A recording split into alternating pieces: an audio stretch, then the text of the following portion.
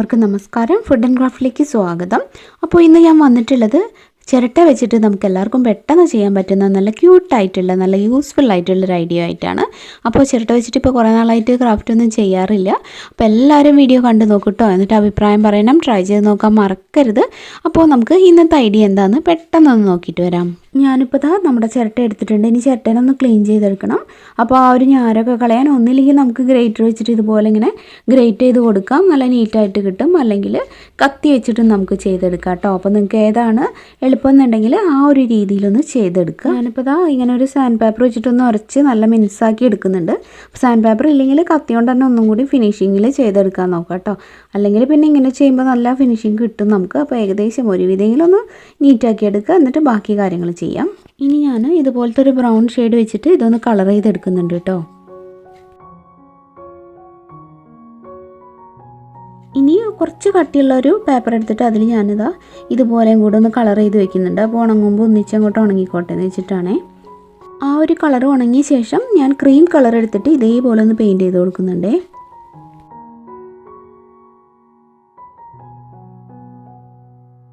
ഇനി ഞാൻ ബ്ലാക്ക് കളറിലുള്ള സ്റ്റിക്കർ പേപ്പറാണ് എടുത്തിട്ടുള്ളത്. അപ്പോൾ ഇങ്ങനത്തെ വേണമെന്നില്ല, നമുക്ക് വരച്ചാലും മതി. അപ്പോൾ ഞാൻ എന്തായാലും ഇതിൽ 2 ഓവൽ ഷേപ്പുകൾ കട്ട് ചെയ്തെടുക്കട്ടെ. കട്ട് ചെയ്തെടുത്തിട്ട് നമുക്കിത് രണ്ടൊന്ന് ഒട്ടിച്ചു കൊടുക്കാം.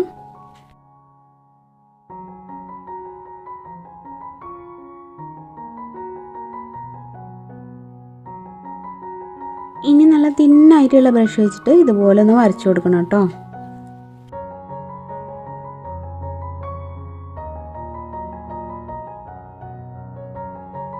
ഇനി നമ്മൾ നേരത്തെ പെയിൻറ്റ് ചെയ്ത് വെച്ചില്ലേ, അതൊന്ന് കട്ട് ചെയ്തെടുക്കാം. ആദ്യം ഒന്ന് റഫായിട്ട് കട്ട് ചെയ്യുക, പിന്നെ നമ്മൾ രണ്ടും കൂടെ കൂട്ടി പിടിച്ചിട്ട് ഒരേ വലുപ്പത്തിൽ കറക്റ്റായിട്ട് കട്ട് ചെയ്തെടുക്കുക കേട്ടോ.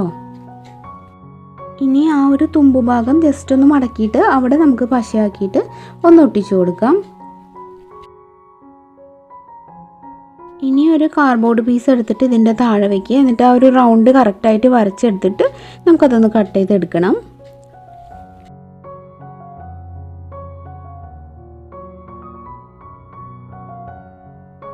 അത് കട്ട് ചെയ്തെടുത്തിട്ട് ചിരട്ടയിൽ ഗമ്മാക്കിയിട്ട് നമുക്കൊന്ന് ഒട്ടിച്ചു കൊടുക്കാം.